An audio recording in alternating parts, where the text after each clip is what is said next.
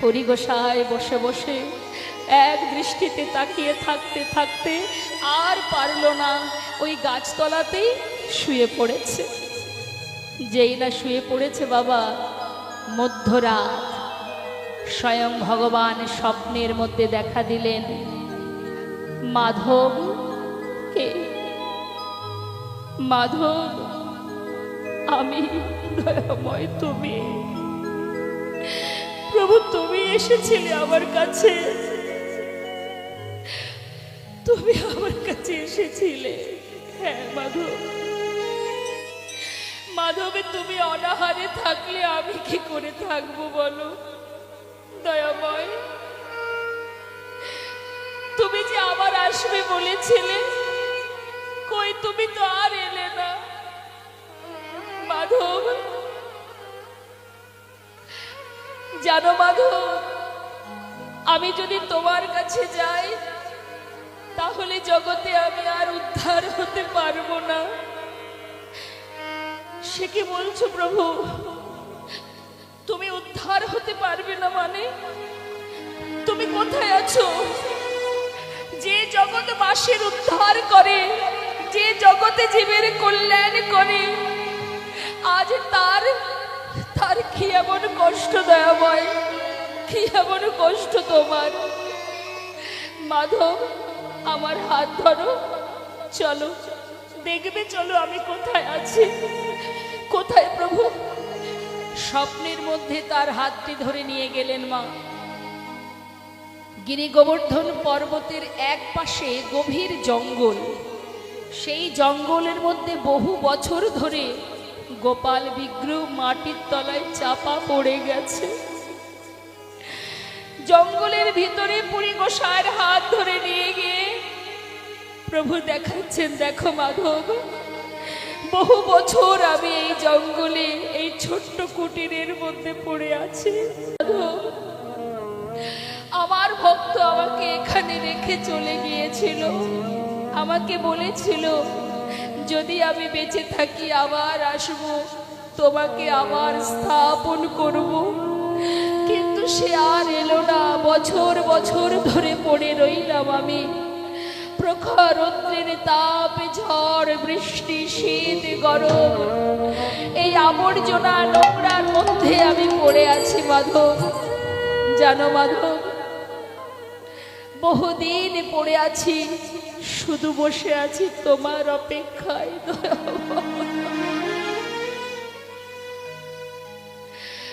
তুমি আমার অপেক্ষায় পড়ে আছো প্রভু। হ্যাঁ মাধব, আমি বহুদিন তোমার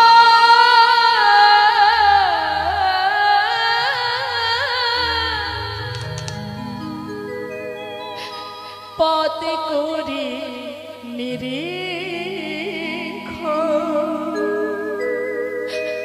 কবে আসিবে মাধব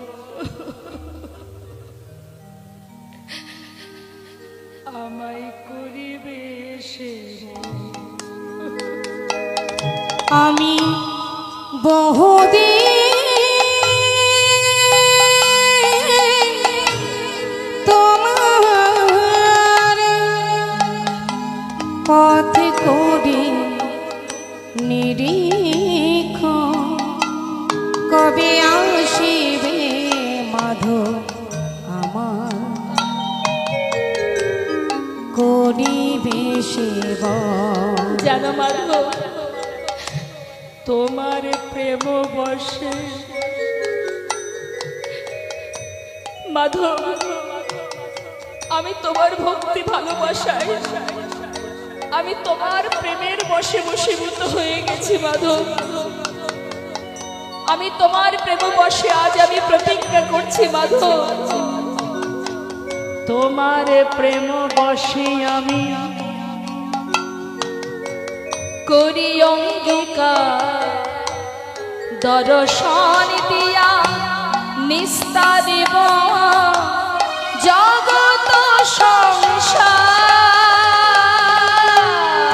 তোমার প্রেম বশে আমি করি অঙ্গীকার দর্শন দিয়া নিস্তারিব এ জগৎ সংসারে। তুমি নিস্তার করবে, জগতে জীবের কল্যাণ করবে তুমি। হ্যাঁ প্রভু, আমি তোমাকে স্থাপন করব। তুমি বলছো তুমি সবার মঙ্গল করবে, জগতে জীবের কল্যাণ করবে। করবো মাধব, আমি করব। আচ্ছা প্রভু, তুমি একবার বলো তো তোমার নাম কি, তুমি ছিলে কোথায়? মাধব, আমি ছিলাম গিরি গোবর্ধন পর্বতের উপর, কিন্তু সেই সময় ম্লেচ্ছদের অত্যাচারে মা সেই সময় মুসলমান শাসিত ছিল আমাদের এই দেশ। বৃন্দাবনে হাজার হাজার মন্দির ভেঙে ফেলেছিল। তাই ওই গোপালের বিগ্রহটা এত সুন্দর, পুরোহিত যিনি ছিলেন তিনি ভেবেছিলেন মন্দির তো ভেঙে দেবে, অন্তত গোপালকে যদি কোথাও রাখা যায়। তাই জানো, আমার ভক্ত সে আমাকে এই জঙ্গলের মধ্যে রেখে দিয়ে আমাকে বলেছিল তুমি এখানেই থাকো, আমি বেঁচে থাকলে আবার আসবো, তোমায় আমি আবার প্রতিষ্ঠা করব। কিন্তু জানো, সেই যে গেল আর এলো না। মাধব, শ্রী গোপাল নাম গোবর ধনধারী, ব্রজে স্থাপিত আমি ইহার অধিকারী। এবার মরে উদ্ধার কর মাধবেন্দ্রপুরী, মাধবেন্দ্রপুরী, মাধবেন্দ্রপুরী, মাধবেন্দ্রপুরী। এবার মরে উদ্ধার করো মাধবেন্দ্রপুরী, মাধবেন্দ্রপুরী, মাধবেন্দ্রপুরী।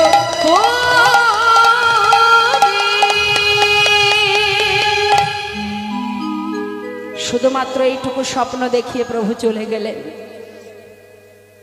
পুরী গোসার ঘুম ভেঙে গেল মা, কিন্তু চিন্তা করছে হে আমি কি দেখলাম বৃন্দাবনে, আজ আমাকে প্রভু কি দেখালো, আমার কথা কি ব্রজবাসী শুনবে, তারা বিশ্বাস করবে?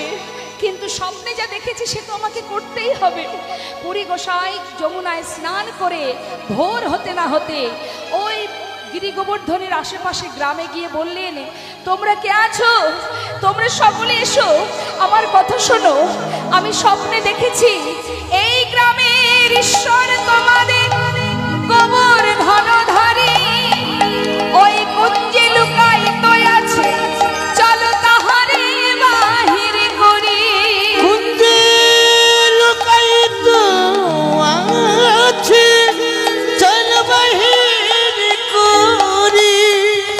যেই না বলেছে মা যে তোমাদের গ্রামের ঈশ্বর হলেন গোবর্ধনধারী। দেখবেন ব্রজবাসীর একটা নিয়ম আছে মা, ব্রজবাসীরা তাদের জীবনে যে কষ্টই আসুক তারা মেনে নেবে, কিন্তু বৃন্দাবনে গোবিন্দের যদি কোনো কষ্ট হয়েছে ব্রজবাসী কিন্তু আর স্থির থাকতে পারে না। এতটাই ভালোবাসে বৃন্দাবনের অনাদি আদি গোবিন্দকে। যেই না শুনেছে সমস্ত গ্রামবাসী বলছে, কি বলছো গো, সত্যি সত্যি আমাদের ভগবান এই গিরি গোবর্ধনধারী? আচ্ছা কোথায় সে? এই যে ও গোসাই, তুমি স্বপ্নে যা দেখেছো সেখানে নিয়ে যেতে পারবে? পুরী গোসাই বললেন, চলো দেখি আমি যা স্বপ্নে দেখেছি সেটা সত্যি কিনা, চলো। কিন্তু এত গভীর জঙ্গল, সে ভিতরে যাব কি করে? একটা মানুষ ঢুকতে পারবে না, এত গভীর ঘন জঙ্গল। তাই পুরী গোসাই বললেন, এক কাজ করো, ধারালো অস্ত্র যদি থাকে, কোদাল কোঠারি যার কাছে যা আছে সব নিয়ে এসো। গাছ কাটতে কাটতে আমরা পথ বের করে, রাস্তা বের করে ভিতরে প্রবেশ করব। এবার সমস্ত ব্রজবাসীরা তারা বৃক্ষ কাটছে মা, আর পুরী গোসাই সমস্ত ভক্তদের নিয়ে যাচ্ছে ওই জঙ্গলের ভিতরে। পুরী গোসাই বললেন, শোনো, হাতে কাজ করো কিন্তু মুখে তার নাম করো। সবাই বলো।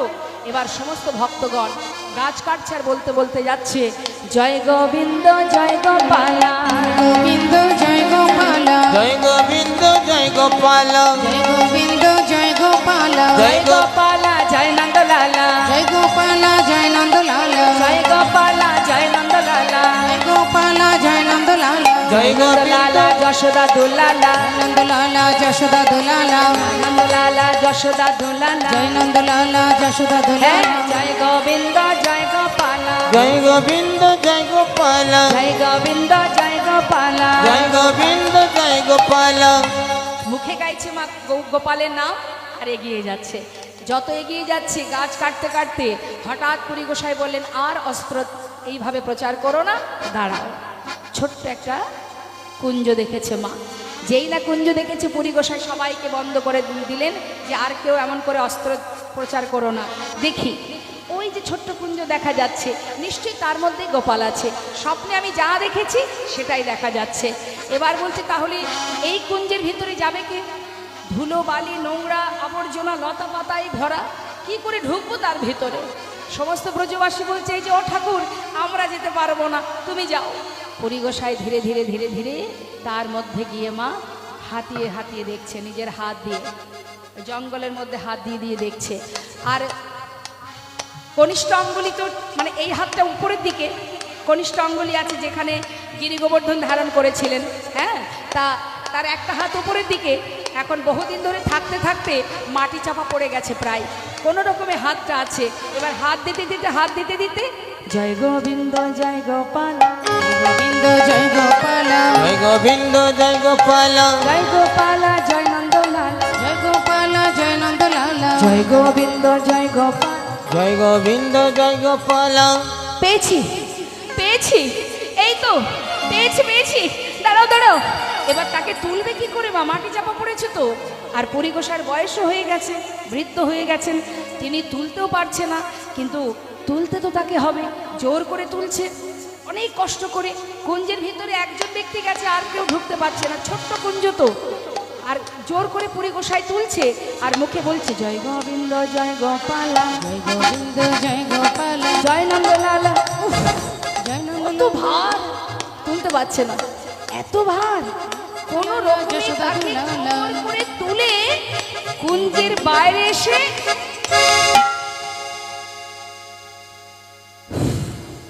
সম্ভব? বয়স হয়েছে তো, কি করে তুলবো? শোনো বাবা, আমার দ্বারা সম্ভব নয়। কুঞ্জ থেকে বাহির করেছি, কিন্তু এই গোপালকে ওই পর্বতের উপরে নিয়ে যাওয়া আমার দ্বারা সম্ভব নয়। তোমরা সবাই মিলে ধরে তাকে নিয়ে চলো। ভগবানও এমন মা, তার এমনই লীলা, সে একেবারে এমন নিজেকে ভারী করেছে, তার আজ মনে বড় ইচ্ছা যে আমার ভক্ত আমাকে কাঁধে করে নিয়ে যাক। মানে ভক্তের কাঁধে উঠে তিনি পর্বতের উপরে উঠবেন, এটাই তার মনের বাসনা। তাই তিনি ভার হয়ে যাচ্ছে। এখন ভক্তরা তো সবাই মিলে কি করবে? এখন পুরী গোসাই বললেন, যাদের গায়ে একটু বল আছে, শক্তি আছে, বলিষ্ঠ ব্যক্তি যারা, তাদেরকে ডেকে নিয়ে এসো। সবাই মিলে এবার বলিষ্ঠ বলিষ্ঠ ব্যক্তি যারা, তারা সবাই মিলে এবার গোপালকে কাঁধে করে নিয়ে ওই পর্বতে, গোবর্ধন পর্বতে নিয়ে যাচ্ছে। মহাজন পদাবলিতে লিখছেন, মহা মহা বলিষ্ঠল একত্র করিলাম, মহা মহা বলিষ্ঠ লোক একত্রে করিলাম, পর্বত পরে গেল পুরী, পর্বত পরে গেল পুরী, পর্বত পরে গেল পুরী, পর্বত পরে গেল পুরী, ঠাকুর লইয়া, মহা ঠাকুর লইয়া, ধরে হরি বল। ঠাকুর লইয়া, ঠাকুর লইয়া। এবার উপরে না হয় তুললো, তাকে বসাবে কোথায়? পাথরের সিংহাসনে ঠাকুর বসাইল, পাথরের সিংহাসনে ঠাকুর বসাইল, পাথরের সিংহাসন তৈরি করেছে। সিংহাসন তৈরি করেছে মানে একটা পাথরের উপরে গোপালকে বসিয়েছে। এবার সে তো পড়ে যাবে, পিছন দিকে কিছু তো দিয়ে একটু সাপোর্ট করতে হবে। তাই কি করেছে? আর একটা বড় পাথর নিয়ে পিছন দিকে, মানে গোপালের পিছনে পিঠের দিকে হেলান দিয়েছে। বলছে, বড় এক পাথর পৃষ্ঠে, বড় এক পাথর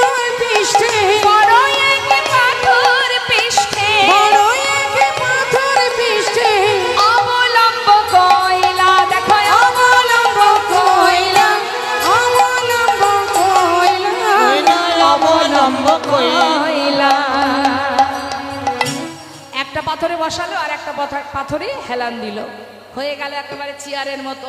গোপালকে বসানো হলো।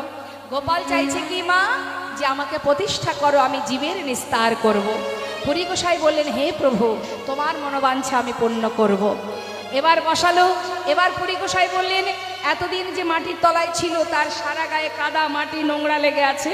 শোনো ব্রজমাই, তোমরা দেরি না করে যাও, গোবিন্দ কুণ্ড থেকে জল নিয়ে এসো। সমস্ত ব্রজবাসী এত খুশি মা, তারা সবাই মিলে দূর দূরের মানে গ্রামবাসীরা আসছে, অনেক দূর গ্রাম থেকেও আসছে, সবাই মিলে এবার ওই গিরি গোবর্ধনধারীকে দেখবার জন্য। আর সমস্ত ব্রজমাইরা, বৃন্দাবনে যত ব্রজমাই ছিল, মনের আনন্দে কেউ বাদ্যযন্ত্র বাজাচ্ছে, কেউ নৃত্য করছে, কেউ উলুধ্বনি করছে। আবার কোনো কোনো মা নতুন নতুন কলসি, মাটির কলসি কক্ষে নিয়ে গোবিন্দ কুণ্ড থেকে জল নিয়ে আসছে। বললেন 100 কলসি জল ওই পর্বতের উপরে তুলেছিলেন। একবার ভাবুন তো কি বলছি পদাবলিতে, নবশত ঘটে জল আজ কইল উপনীত, নবশত ঘট জলে আজ কইল উপনীত, নবশত ঘট জল আনি কইল উপনীত, নবশত ঘট জলে আজ কইল উপনীত, নানা বাদ্য ভেরি বারে শ্রী গুণ গাই গীত, নানা বাদ্য ভেরি বারে শ্রী গুণ গাই গীত, নানা বাদ্য ভেরি বারে শ্রী গুণ গাই গীত, ওই নানা বাদ্য ভেরি বারে শ্রী গুণ গাই গীত, কেহ নাচে কেহ গাই রে, কেহ নাচে কেহ গায় রে, দেখো কেহ নাচে কেহ গায়, কেহ নাচে কেহ গায় রে, কেহ ধুলাই গড়া গড়ি, ব্রজরমণী গণ তারা করে হোলা হোলি, ব্রজরমণী গণ তারা করে হোলা হোলি, ওই নবদ্রমণী গান তারা করে হোলা হোলি, ব্রজরমণী গণ তারা করে হোলা হোলি, নবশত ঘট জল আনি কইল উপনীত, নবশত ঘট জলে আজ কইল উপনীত, নবশত ঘট জল আনি কইল উপনীত। 100 কলস জল, নতুন নব মানে নতুন ঘট, ঘট ভরে জল এনে গোপালে স্নান করালেন। স্নানের পরে এবার তার সেবা দিতে হবে। বহু বছর সেবা হয়নি। এবার সমস্ত ব্রজমাইরা, বৃন্দাবনের ব্রজমাইরা ওই গিরি গোবর্ধনধারীকে সেবা দেবেন বলে নানাবিধ রন্ধন করেছে মা, যার যা মনে চেয়েছে রান্না করেছে। এবার সমস্ত রান্নার ব্যঞ্জন যখন এক করেছে মা, যেন মনে হচ্ছে অন্নকূট তৈরি হয়ে গেছে। অন্নকূট মানে কি মা জানেন? অন্নকূট মানে কি? অন্নকূট মানে অন্নের স্তূপ, পাহাড় তৈরি হয়ে গেছে। হ্যাঁ, রাশি রাশি রুটি, স্তূপে স্তূপে অন্ন, পুরি, ছানা, মাখন, ক্ষীর, মালপোয়া, যে যা পেরেছে আজ গিরি গোবর্ধনধারীকে, গোপালকে সেবা দেবে বলে সবাই নিয়ে এসেছে। এবার সব কিছু সাজিয়ে পুরী গোসাই এবার গোপালের নিবেদন করছে। এত বলি পুরী গোসাই নিবেদন কইল, বহুদিন পরে গোপাল সকলে খাইল, বহুদিন পরে গোপাল সকলে খাইল। এদিকে নিবেদন করে পুরী গোসাই মন্দিরের বাইরে, আর গোপাল সব খেয়েছে, বহুদিন পর পেয়েছে তো মা, সব খাওয়া হয়ে গেছে। আর এদিকে দেখবেন যারা ভগবানের পূজা অর্চনা করেন, নিবেদন করে বাইরে আসতে হয় তো কয়েক মিনিটের জন্য, যেই না বাইরে থেকে এবার কিছুক্ষণ পরে 3টে হাতে তালি দিয়ে ভিতরে ঢুকেছে, দেখছে কোনো থালাতে কোনো প্রসাদ নেই, সব পরিষ্কার। ভক্তই পারে ভগবানের কাছে জোর খাটাতে, সব খেয়ে নিলে। মানছি খিদে পেয়েছে, এতগুলো বছর পর খাবে, তাই বলে একটু পিছনে, এই পর্দার পিছনে মন্দিরের বাইরে অগণিত দেশ বিদেশি ভক্তরা এসেছে তোমাকে দর্শন করবে বলে, তাদের তো কিঞ্চিত প্রসাদ দিতে হবে, তুমি সব খেয়ে নিলে, আমি ওদেরকে এখন বলবোটা কি? এ তুমি কি করলে? যা যা ভালো বুঝেছো করেছো, আমি চললাম বাইরে, তোমার যা ভালো লাগে তুমি তাই করো। এই বলে যেইরা পুরী গোসাই বাইরে গেছে, ভক্তরা ধরেছে, এই যে ও গোসাই, প্রসাদ কোথায়? আমাদের প্রসাদ দাও। প্রসাদ নেই। নেই মানে? বললাম তো নেই। আরে নেই কি হলো? প্রসাদ যা হওয়ার তা হয়েছে। কি হয়েছে বলো? বললাম তো যা হওয়ার তা হয়ে গেছে, আমার কিচ্ছু করার নেই। আরে প্রসাদ কোথায় গেল? কি উত্তর দেব?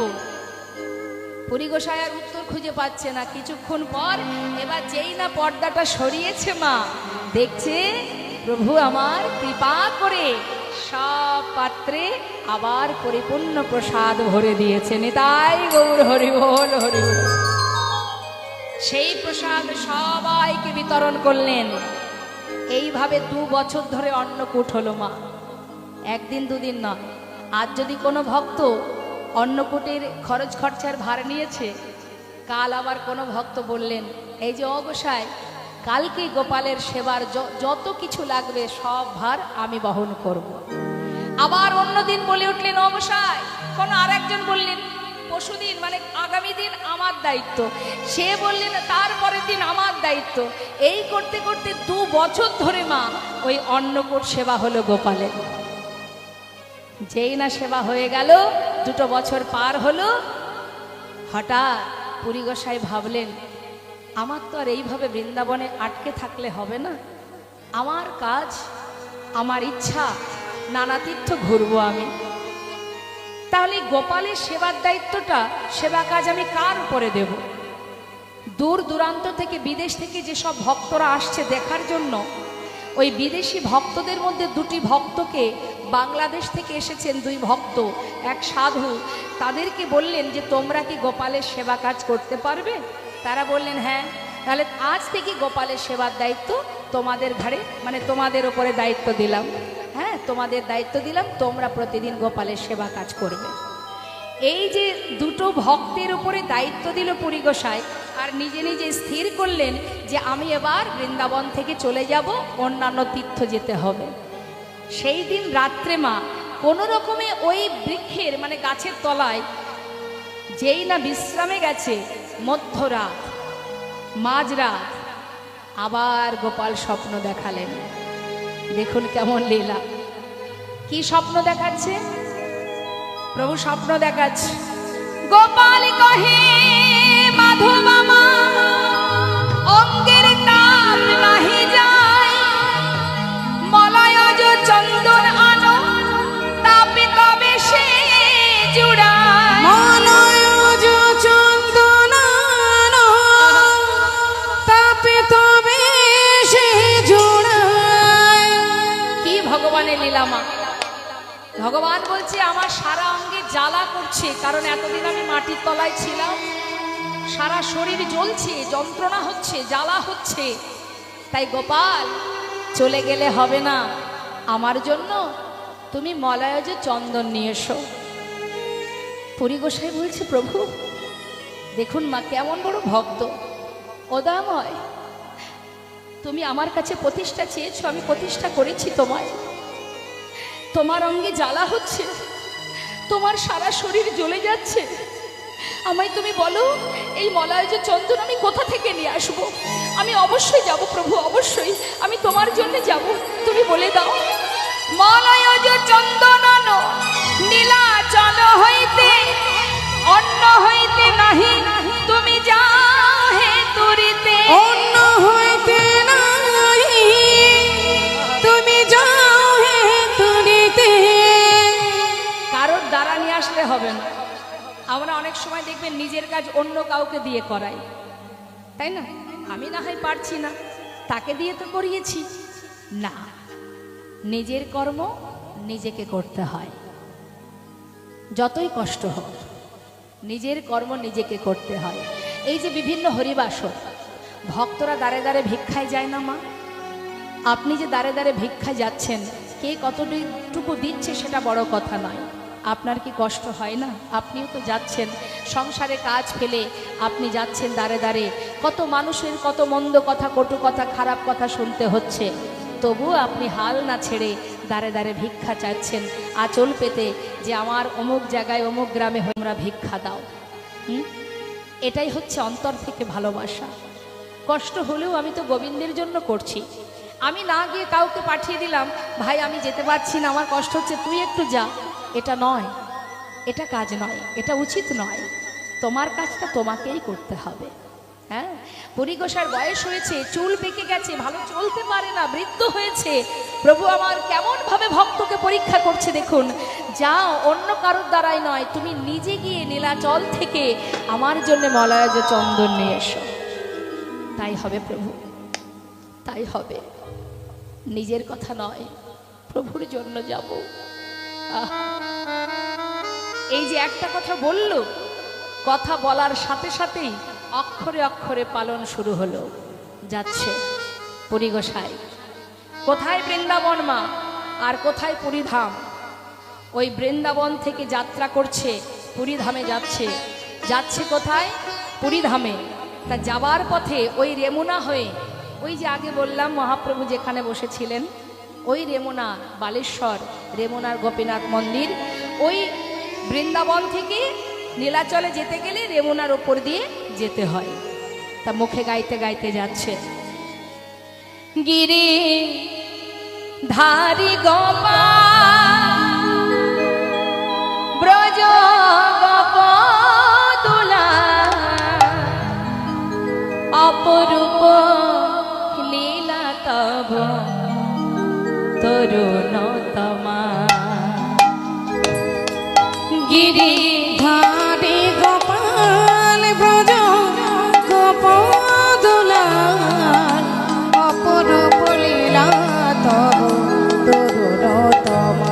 গিরি ধারি গোপাল বোঝ গোপদুলা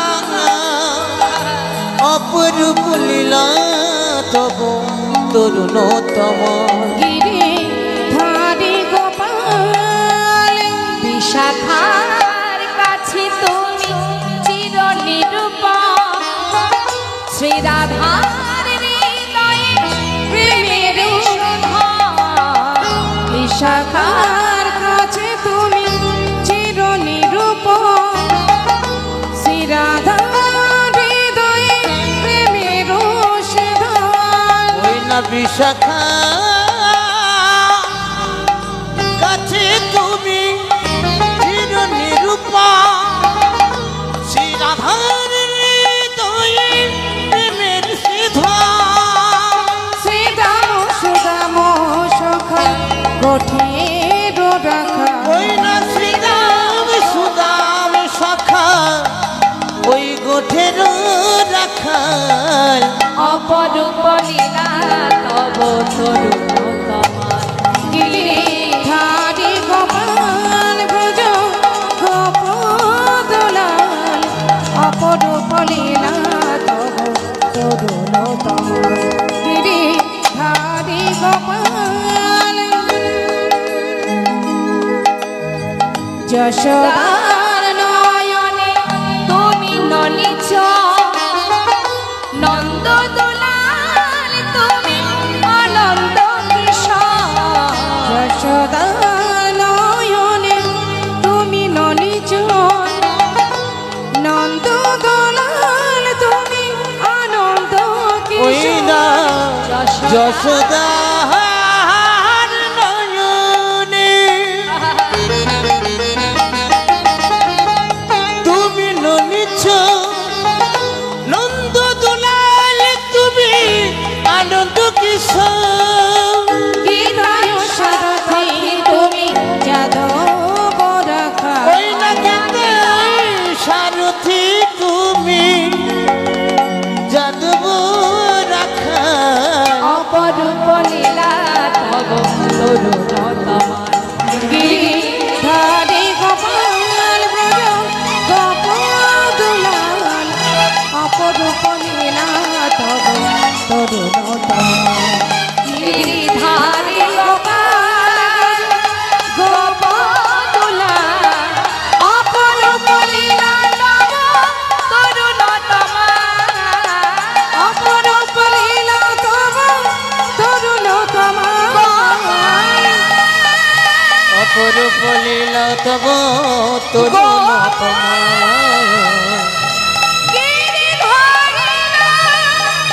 অপরূপ লীলা তব তরুণতম। অপরূপ লীলা তব তরুণতম। অপরূপ লীলা তব করুণাময় নদিয়ার চাঁদ আমার গৌর হরিমা নবদ্বীপ ছেড়ে সন্ন্যাসী হয়ে চলে গিয়েছিলেন। মা সচিমা নিমাই সন্ন্যাসী হয়ে চলে গেছে বলে মা সচিমা তিনি গঙ্গায় প্রাণ ত্যাগ করতে যান। সেই সময় নিত্যানন্দ প্রভু বলেছিলেন, মা তুমি এমন করে গঙ্গায় জলে নিজেকে বিসর্জন করো না, আমি নিমাইকে মানে ভাইকে তোমার কাছে ধরে নিয়ে আসব। যেই না ধরে এনেছে পথের মাঝখান থেকে তখন মহাপ্রভু সন্ন্যাসী হয়ে গেছে। মা পথের মাঝখান থেকে ধরে নিয়ে এসে অদ্বৈত আচার্য প্রভুর গৃহে মায়ের সঙ্গে মিলন হয় গৌরহরির। যেই না গৌরহরিকে সন্ন্যাসী রূপ দেখেছে মা কাঁদছেন সচিমা। যখন মা কাঁদছে তখন গৌরহরি বললেন, মা তুমি কেঁদো না, আমি সন্ন্যাসী হয়েছি বলে তুমি কষ্ট পাচ্ছ? ঠিক আছে মা, আমি তোমার সাথে এই সন্ন্যাস ধর্ম ত্যাগ করে আবার নবদ্বীপে ফিরে যাব। মা বললেন, আমি বেঁচে থাকতে মিশ্র কুলবংশে এমন অকল্যাণ হবে কি করে হতে দেব বাবা? তবে তুমি যখন সন্ন্যাসী হয়েই গেছো অন্তত পক্ষে কাছাকাছি তো থাকো। সন্তান শোকটা তো আমি পাবো না, সন্তান হারা যন্ত্রণা সেই মাই জানে, তুমি আমার কাছে কাছে থাকো। গৌরহরি বললেন, মা যেহেতু আমি সন্ন্যাসী হয়ে গেছি আমি তো আর থাকতে পারবো না তোমার সঙ্গে, তাহলে আমি কি করব? মা বললেন, তবে তুমি নীলাচলে বাস করো, তুমি চলে যাও নীলাচলে পুরী ধামে। কারণ নদেবাসী যখন তারা নীলাচলে যাবে তাদের যাতায়াতের পথে আমি তো তাদের কাছ থেকে হলেও জানতে পারবো আমার নিমাই কোথায় আছে, কি করছে, কি খাচ্ছে। তাই হবে মা। মায়ের বাক্য মাথায় করে নিয়ে গৌরহরি ওই নবদ্বীপ ছেড়ে নীলাচলে যাত্রা করেছিলেন মা। তা শুধুমাত্র গৌরহরি একা যাননি, নবদ্বীপে যে সকল ভক্তদের নিয়ে প্রভু হরিনাম গাইতেন তারা বললেন, প্রভু তুমি চলে গেলে আমরা কি নিয়ে থাকব? তুমিই তো আমাদের সব, তাহলে তোমার সাথে আমরাও যাব। গৌরহরি বললেন, না তোমরা কেউ যেও না, তোমরা তোমার যার যার সংসারে থাকো, ঘরে থাকো, আমি একা যাই। কিন্তু ভক্তগণ আর শুনল না মা, তারা প্রতিটা মুহূর্ত গৌরহরির সঙ্গে থাকতেন। আজ সেই প্রভু যদি চলে যায় তারা কি নিয়ে থাকবে? তাই গৌরহরির সাথে সমস্ত ভক্তগণ গিয়েছিলেন। নবদ্বীপ ছেড়ে যাত্রা করেছে নীলাচলের পথে। তো নীলাচলে যাবার পথে প্রভু এসে পৌঁছালেন বালেশ্বর। বালেশ্বরটা কোথায় মা? রেমুনাতে। ওই বালেশ্বরে পৌঁছে আমার গৌরহরি বলছে, জগদানন্দ এটা কোথায় বলো তো? অদাময়, এটা তো রেমুনা। ও রেমুনায় এসেছি, যাক তাহলে চলো রেমুনায় যখন এলাম একটু গোপীনাথকে দর্শন করে আসি। বেশ, এখন গৌরহরি কি করেছে মা? ভক্তগণকে নিয়ে ওই রেমুনার গোপীনাথের কাছে গেছে, গোপীনাথ মন্দিরে তাকে দর্শন করবে বলে। কি করেছে? মন্দিরের কাছে গিয়ে, মন্দিরে ভগবান গোপীনাথ আছেন, গোপীনাথের সামনে গিয়ে প্রভু আমার ষষ্ঠঙ্গে শুয়ে পড়লেন। হরিবোল হরিবোল। রেমুনার গোপীনাথ জগৎ বিখ্যাত মা, যেখানে 21 দিন ধরে চন্দন যাত্রা হয়। এতটাই বিখ্যাত ওই রেমুনার গোপীনাথ। ওই রেমুনার গোপীনাথের যে ভোগ হয় ক্ষীরের ভাণ্ড, 12টা পাত্রে ভোগ হয়, যেটা পৃথিবীর মধ্যে বিখ্যাত। যারা ভাগ্যবান ভাগ্যবতী দর্শনে গেছেন, দর্শন করেছেন নিশ্চয়ই। তা মহাপ্রভু গোপীনাথের সামনে গিয়ে প্রণাম করছেন। কি ভিতরে আছেন গোপীনাথ, বাইরে আর এক গোপীনাথ নিজে নিজেকে প্রণাম করছে। কেন? আপনি আচরি ধর্ম জীবিকে শেখায়, আপনি না আচরিলে জীবিকে শেখানো না যায়। আমি যদি আচরণ ঠিক না করি তাহলে আমার সন্তান শিখবে কি করে? এবার মহাপ্রভু ঘটনাটা খুলে বলছেন ভক্তগণকে। ভক্ত কোথায় বসে বলছেন? গোপীনাথ মন্দিরের সামনে জগমোহন আছে, যেটাকে আমরা অনেকে জানি নাট মন্দির বলে। ওই জগমোহনে ভক্তগণকে নিয়ে মাঝখানে গৌরহরি মধ্যমণি হয়ে বসেছেন। হ্যাঁ, যিনি মা মাঝের ধন তো মাঝেই থাকে, মাঝখানে বসে সমস্ত ভক্তদের বলছে, ভক্ত তোমরা এই যে মন্দিরে গোপীনাথকে দর্শন করলে, এই গোপীনাথের মাহাত্ম্য জানো? কেন এটা জগৎ বিখ্যাত? এই গোপীনাথ কেন জগৎ বিখ্যাত তোমরা জানো? ভক্তগণ বলছে, না প্রভু কি করে জানবো, তুমি আমাদের যদি বলো তবে জানবো। বললেন, শোনো, এই গোপীনাথ জগৎ বিখ্যাত আমার দাদু গুরুর জন্য। দাদু গুরু? হ্যাঁ, এই যে আগেই বললাম মা, আমার গুরু ঈশ্বরপুরী, তার গুরু মাধবেন্দ্রপুরী। নিতাই গৌর হরিবল হরিবল। এই মাধবেন্দ্রপুরী বাবা। এবার মহাপ্রভু সব বলছেন, আর আপনারাও লীলার মধ্যে এবার থাকবেন, শুনবেন। এই মাধবেন্দ্রপুরী যার ঘর ছিল বাংলাদেশে, বাংলাদেশে শ্রীহট্টে, অমা শ্রীহট্ট অনেক দূর, বাংলাদেশের শ্রীহট্টে মহাপ্রভুর পিতৃভূমি। সেই শ্রীহট্টে মহাপ্রভু আসতে যখন সন্ন্যাসী হয়ে মহাপ্রভু যখন শ্রীহট্টে পিতৃভূমি দর্শনে যান, সন্ন্যাসী হওয়ার আগের কথা বলছি, বিবাহ হয়েছিল লক্ষ্মীপ্রিয়ার সঙ্গে। মা লক্ষ্মীপ্রিয়া প্রভুজি চলে গিয়েছিলেন, সেই প্রভুর শোকে কাতর হয়ে কাল সাপে তিনি মারা যান। কাল সাপ মানে সাপের দংশনে নয়, এই যে প্রভু চলে গেছেন সেই যে বিরহ, ওই বিরহ সাপ বিরহ দংশনে মারা যান। তা মা লক্ষ্মীপ্রিয়া যখন মারা যায় তখন গৌরহরি একা হয়ে গেলেন। মা সচিমা চিন্তা করলেন নিমাইকে আবার বিয়ে দেব আমি। গৌরহরি বললেন মা আমি তো বিয়ে করেছি একবার, আবার কেন বিবাহ করব। মা চিন্তা করলেন যেন তেন প্রকারে ছেলেকে যদি বিবাহ না দিই, আমার ছেলে পথে পথে পাগলের মতো হরিনাম করে বেড়ায়, যদি কখনো আমার নিমায় এইভাবে পাগলের মতো পথে পথে ঘোরে, আমি তো মরেও শান্তি পাবো না। কি করলেন, ওই মা বিষ্ণুপ্রিয়ার সঙ্গে আবার বিবাহ দিয়েছিলেন। কিন্তু দিলে কি হবে মা, প্রভু কিন্তু প্রভুর জায়গাটা পরিষ্কার রেখেছেন। যেদিন বিবাহের পর মা বিষ্ণুপ্রিয়াকে নিয়ে ফুলসজ্জা, মানে বিবাহের পরের দিন শ্বশুর বাড়ি থেকে বাপের বাড়ি আসে তো বৌমাকে নিয়ে, চৌকাট পার হবার সময় গৌরহরি কি করলেন, মা বিষ্ণুপ্রিয়া বা পদ রেখেছেন, আর সঙ্গে সঙ্গে গৌরহরি নিজের দক্ষিণ পদটা বাড়িয়ে দিলেন। কেন, ওই পায়ে হোঁচট লেগে মা বিষ্ণুপ্রিয়া চৌকাঠে পড়ে যান এবং তার বৃদ্ধাঙ্গুলি দিয়ে রুধির মানে রক্ত খনন হয়। এটা হচ্ছে কি শুভ কাজে অমঙ্গলের চিহ্ন। তার মানে প্রিয়া আমি তোমার কাছে বেশি দিন থাকবো না, আমি আমার ধর্মকে রক্ষা করার জন্য, জগতে জীবের কল্যাণের জন্য এই নবদ্বীপ ছেড়ে চিরতরে চলে যাব। নিতাই গৌর হরি বল। জীবের কল্যাণের জন্য মহাপ্রভু চলে গিয়েছিলেন, মা বিষ্ণুপ্রিয়ার চরণে আঘাত করেছিলেন, রুধির খনন হয়েছিল।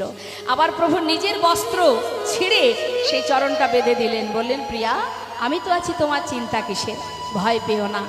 মা বিষ্ণুপ্রিয়া বললেন এমন অমঙ্গল কেন, শুভ কাজে এমন অমঙ্গলের চিহ্ন কেন? বলে চিন্তা নেই, আমি তো আছি, সান্ত্বনা দিয়েছিলেন মা। তা সেই প্রভু যখন চলে যান সন্ন্যাস ধর্ম গ্রহণ করে, সেই প্রভু বর্ণনা করছেন ওই যে আমরা যেখান থেকে এসেছি মা, সেখান থেকে 15 ঘন্টা লাগে ওই শ্রীহট্টে যেতে। মানে আমরা এসেছি বেনাপোল বর্ডার, বনগাঁ থেকে, উত্তর 24 পরগনা বনগাঁ। তা বনগাঁ বর্ডার পার করলে 15 ঘন্টা 17 ঘন্টা লেগে যায় ওই শ্রীহট্ট, মহাপ্রভুর যেখানে পিতৃভূমি। তাহলে একবার ভাবুন, আমরা যাই গাড়ি করে, বাস করে যাই, নাইট কোচ বাসে, আর মহাপ্রভু নবদ্বীপ থেকে নিজে পায়ে হেঁটে গিয়েছিলেন পিতৃভূমি দর্শনে। নিতাই গৌর হরি। তা মা সেই শ্রীহট্টেই কিন্তু এই মাধবেন্দ্রপুরীর জন্মস্থান। কোথায় না, পূর্ণিয়া পাট বলে একটি জায়গা। সেখান থেকে যখন তার স্ত্রী মারা যায়, ছিল তার সন্তান, একটি পুত্র সন্তান। সেই সন্তানকে নিয়ে ওই পুরী গোসাই চলে আসেন কোথায়, এই ভারতে। এসে আমাদের বনগাঁ থেকে চাকদা যেতে একটি জায়গা আছে মা, যার নাম বিষ্ণুপুর। ওই বিষ্ণুপুরে একটা আশ্রম ছিল, সেই আশ্রমে তার সন্তানকে দিয়ে দেয়, আর সেই সন্তানের নামেই ওই জায়গার নাম বিষ্ণুপুর। ওইখানে সন্তানকে চিরতরে আশ্রমে রেখে তার মনের বাসনা যে আমি নানা তীর্থ ভ্রমণ করব আর গোবিন্দ চরণ দর্শন করব, এটা তার মনের বাসনা। আমি নানা তীর্থ ঘুরব, আমি সন্ন্যাসী হয়ে আমি সংসারে থাকব না। তাই তিনি চলে যান মা সেই পুরী গোসাই, নানা তীর্থ ঘুরে ঘুরে ঘুরে ঘুরে বাবা এসে পৌঁছেছিলেন ওই বৃন্দাবনে। নিতাই গৌর হরি বল। আমা বৃন্দাবনে যখন পুরী গোসাই এসেছেন, রাধাকুণ্ড শ্যামকুণ্ড দর্শন করে গোবিন্দকুণ্ডের পাড়ে, যমুনার ধারে গোবিন্দকুণ্ডের পাড়ে একটা বট গাছের তলায় তিনি বসে আছেন। তার দুটো স্বভাব ছিল মা এই পুরী গোসাই। কি স্বভাব বাবা? এক হচ্ছে অযাচক বৃত্তি পালন করা। তিনি অযাচক বৃত্তি নিয়েছিলেন, মানে কখনো কারোর কাছ থেকে চেয়ে সেদে কিছু চাইবেন না। কোনো জীব যদি ভালোবেসে কিছু তাকে খেতে দিত তবেই সেটা সেবা করত, কিন্তু নিজে যেচে কখনো কারোর কাছে কিছু চাইতো না। এটাকে বলা হয় অযাচক বৃত্তি। আর একটা স্বভাব কি ছিল, অহর্নিশি তিনি কৃষ্ণ নাম করতেন। এখন আপনারা বলতেই পারেন যে জেগে থাকলে হরিনাম করা যায়, ঘুমিয়ে পড়লে কি আর ভগবানের নাম করা যায়? কি মা যায়? বললেন যায়। অভ্যাস। তোমার চোখের পাতাটা বন্ধ হয়ে যাবে, কিন্তু তোমার ইন্দ্রিয়গুলো অহরহ কৃষ্ণ নাম করবে। তার প্রমাণ আপনাদের বলি মা, ছোট্ট একটা প্রমাণ দিলেই বুঝতে পারবেন। আপনারা যদি বেশি না 10 দিন আপনারা হরিনাম করবেন, 10 দিন মালা জপ করবেন, সন্ধ্যায় করুন আর যখনই করুন, সন্ধ্যাবেলায় হরিনাম জপ করবেন, মালা জপ করলেন, 10 দিন করার পর 11 দিন আসলে যদি আপনি মালাটা রেখেও দেন, আপনি কর্ম করবেন ঠিক সময়ে, আপনাকে কিন্তু আপনার জিহ্বা সে স্থির থাকবে না।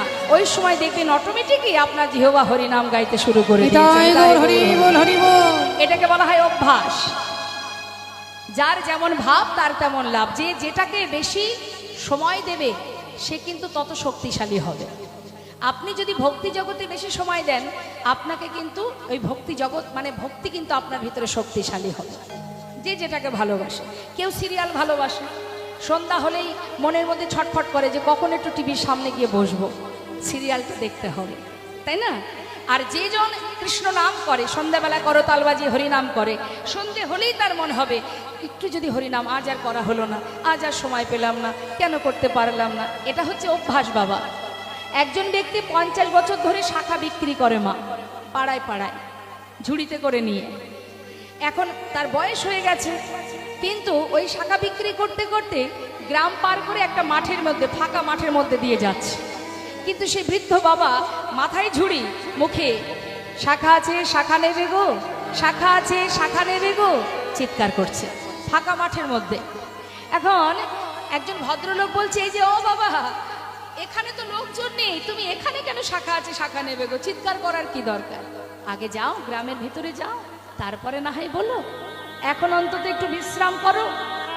তখন সেই বৃদ্ধ বাবা বললেন, ওরে খোকা, 50 বছর ধরে এই শাখা বিক্রি করি দাঁড়ে দাঁড়ে, বলতে বলতে এমন অভ্যাস আমার হয়ে গেছে, আমি কি আর ভেবে চিনতে বলছি এটা লোকালয় না ফাঁকা মাঠ, আমার সেদিকে খেয়াল নেই, আমার জিহ্বা সে তার কাজ করে গেছে। নিতাই গৌর হরি বল।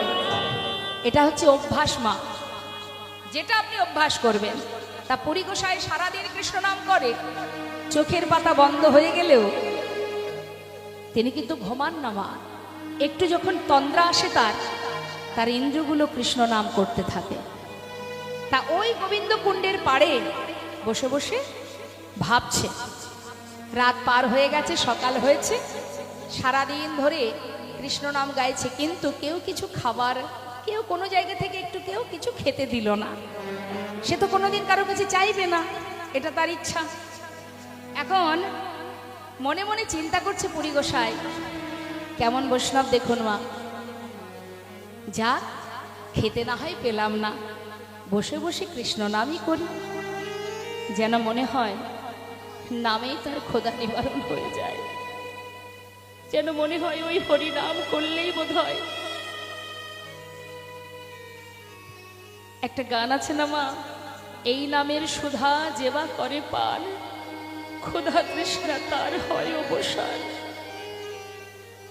প্রকৃত যদি কেউ মনে প্রাণে কৃষ্ণ নাম শোনে না মা, কখন যে ঘন্টার পর ঘন্টা চলে যায় কোনো লক্ষ্য থাকে না তার।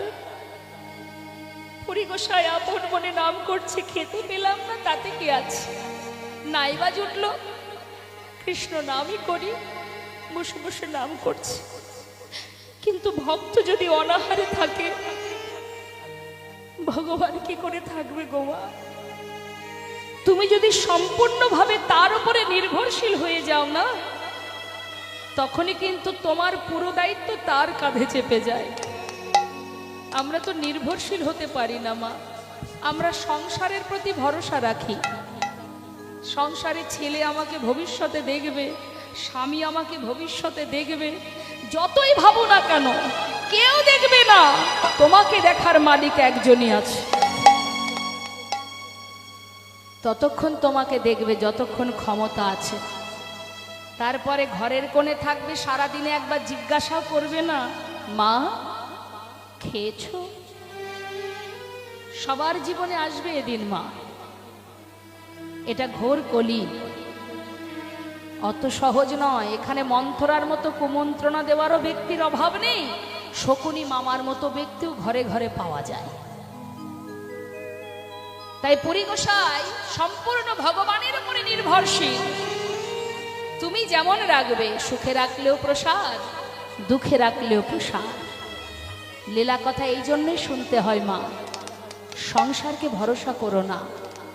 সংসার তোমার থেকে যখন তখন পরিস্থিতির কারণে বদলে যেতে পারে, কিন্তু একজন আছে মা জগতে, জন্ম থেকে মৃত্যু পর্যন্ত তোমার কাছে আছে। তুমি একবার নয়ন ভরে দেখো, দেখার নয়ন নেই তোমার। নিশ্চয়ই মহাভারতে আপনারা দেখেছেন, মাতা দ্রৌপদী যখন বস্ত্রহরণ হয়, সভাতে সবাই ছিলেন, এক বলতে তার 5 স্বামী ছিল। সবাই তো ছিলেন, যারা সবাই তার ঘরের মানুষ। এখান থেকেই আমাদের শিক্ষা পেতে হবে মা, তারা সব আপনজন হয়ে নারীর মর্যাদাকে তারা রক্ষা করতে এসেছিল। অবশেষে মাতা দ্রৌপদী বুঝতে পেরেছিলেন যে আমাকে এরা কেউ মান দেবে না। তখন তিনি একজনকেই স্মরণ করেছিলেন, বিপদ ভঞ্জন মধুসূদন। নিজের বস্ত্রটা ধরে রেখেছিলেন, আর সেটাকে না ধরে ছেড়ে দিয়ে, হে কৃষ্ণ তুমি করুণা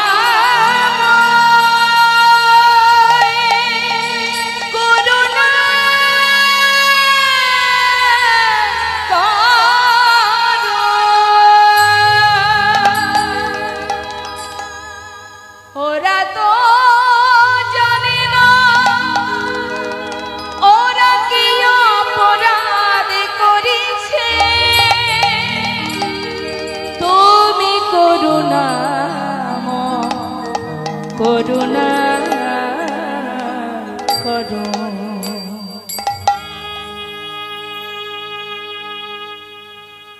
সুখে দুঃখে ভালো মন্দে বিশ্বকবি রবীন্দ্রনাথ ঠাকুর বলেছিলেন, সদা সর্বদাই অসারকে জড়িয়ে ধরলাম, ভিতরে যে তুমি আমার সুখে দুঃখে সর্বক্ষণ আছো, আমি তোমায় দেখতে পাইনি দয়াময়। আমার হিয়ার মাঝে লুকিয়েছিলে, দেখতে আমি পাইনি তোমায়, দেখতে আমি পাইনি। আমার হিয়ার মাঝে লুকিয়েছিলে, দেখতে আমি পাইনি তোমায়, দেখতে আমি পাইনি। ওই বাহির পানে চোখ মেলেছি, বাহির পানে আমার হৃদয় পানে চাইনি। আমার হিয়ার মাঝে লুকিয়েছিলে, দেখতে আমি পাইনি তোমায়, দেখতে আমি পাইনি।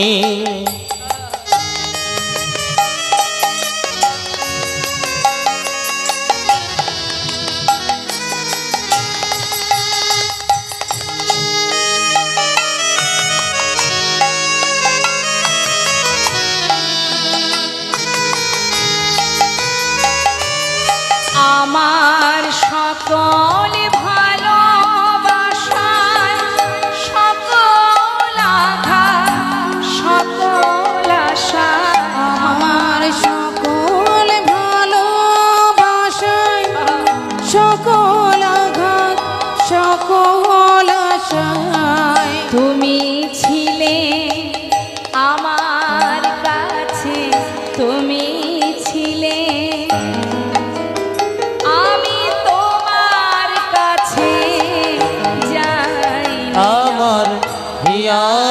মাঝে লুকিয়েছিলে, দেখতে আমি পাইনি তোমায়, দেখতে আমি পাইনি।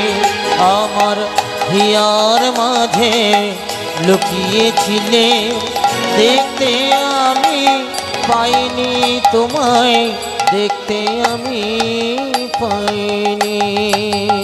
পরিগোসাই ভগবানের চরণে নিজেকে সঁপে দিয়েছেন, দয়াময় তুমি যদি খেতে দাও তবে খাবো, না হলে উপবাসে যাব। আমার কাছে তোমার নাম ছাড়া আর কিছু নাই। কি গো মা, এ জগতে সাধুগুরু বৈষ্ণবরা কি করে? দ্বারে দ্বারে ভিক্ষা করে, কিন্তু না, তিনি সদা সর্বদাই এটা নয়, কিছু চাওয়া হাত পাতা নয়, তার সদা সর্বদাই একটাই স্বভাব, আশীর্বাদ।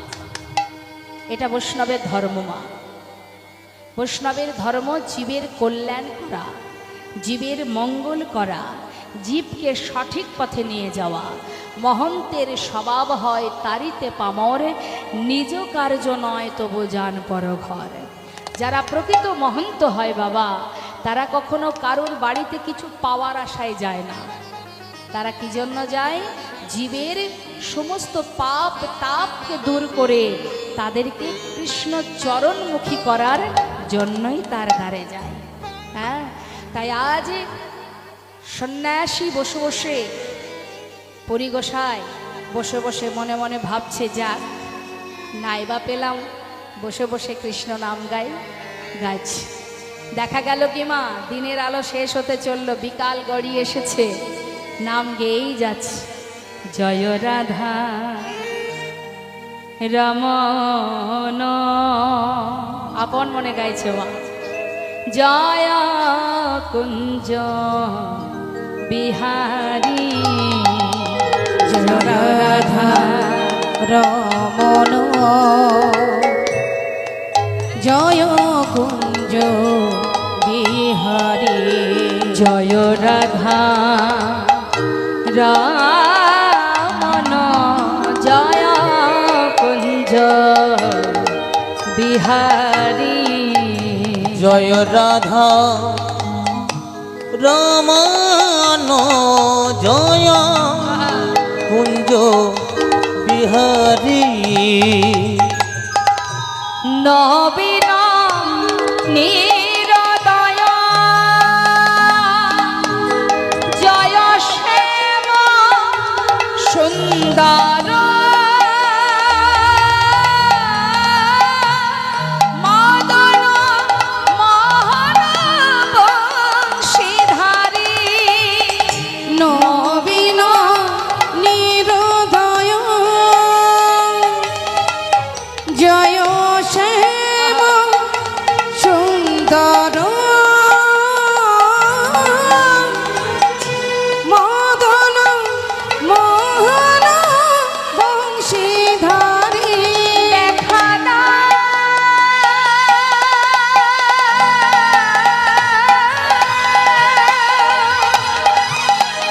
ওহে দয়া,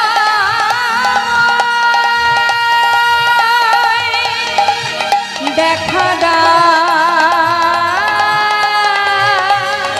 দেখা দাও,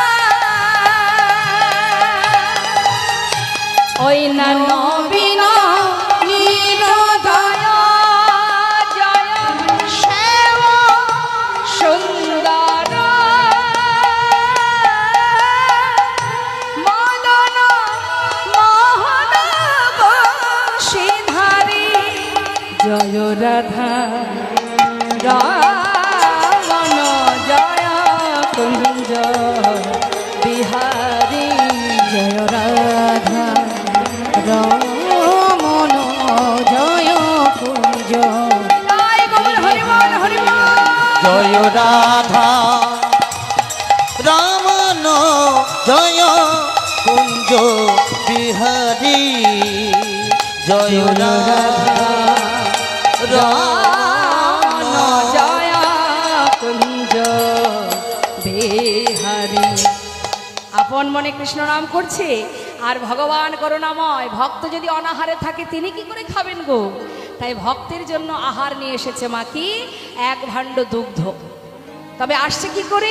একটা বালক বেশে, রাখালের বেশ ধরে এসে পুরী গোসার সামনে দাঁড়িয়েছে। যেই না দাঁড়িয়েছে মা, পুরী গোসাই কৃষ্ণ নাম গাইতে গাইতে হঠাৎ ওই বাচ্চার চোখে চোখ পড়ে গেছে।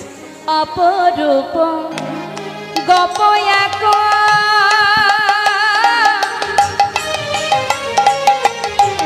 দেখো দুগ্ধ ভাণ্ড লইয়া আজ অপরূপ গোপু এক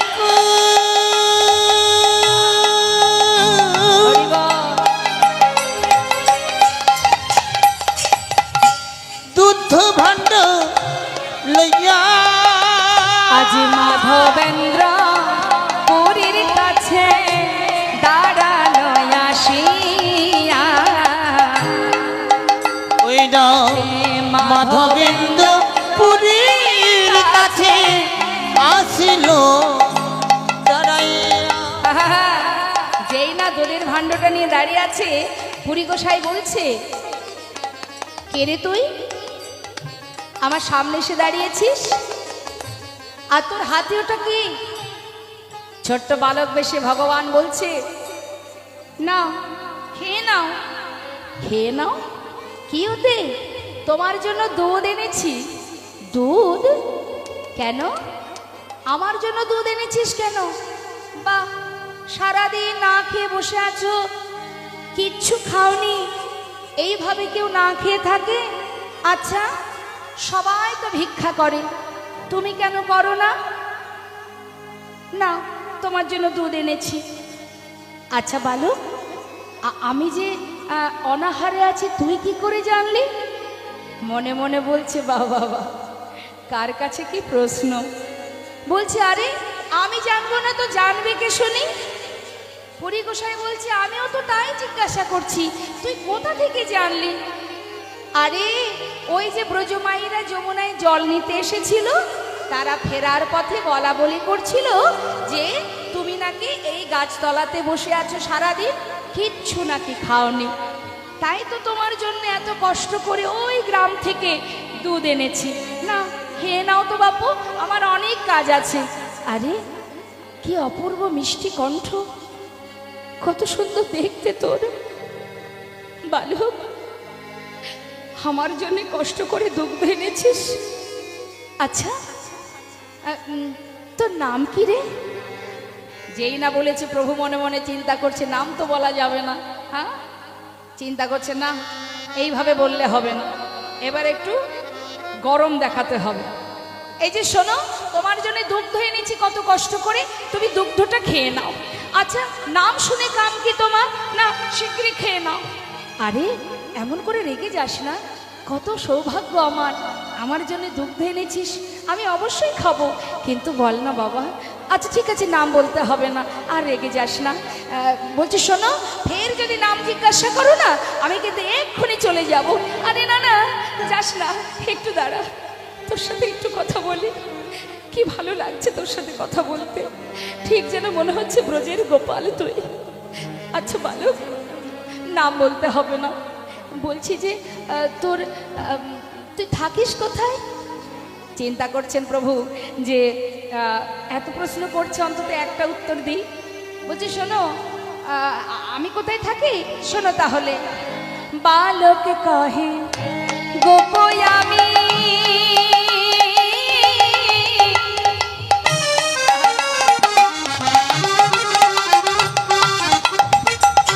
বালক কহে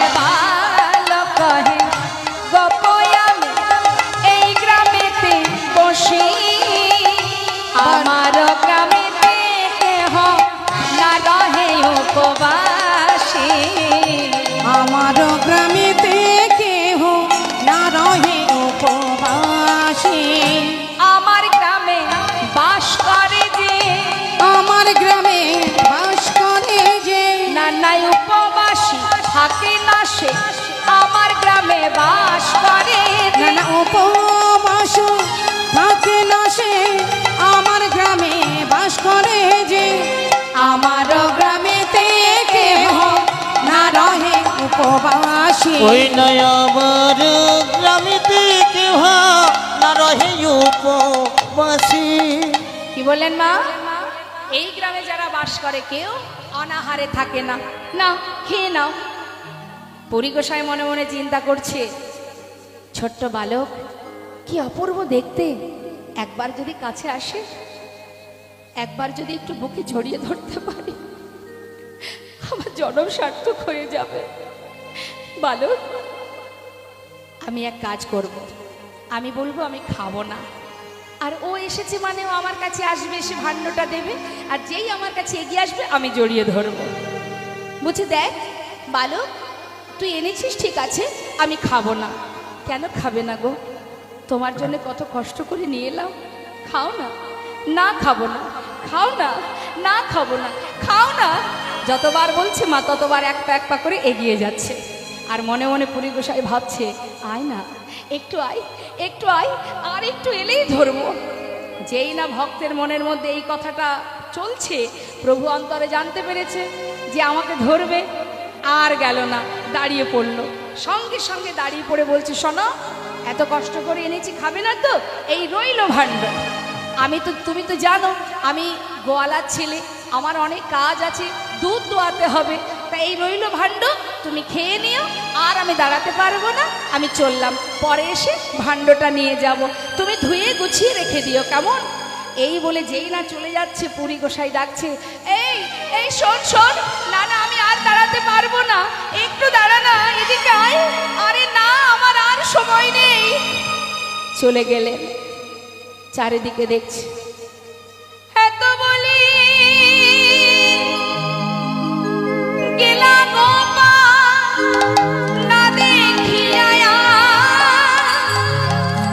মাধবেন্দ্র পুরীর চিত্ত হইল চমৎকার।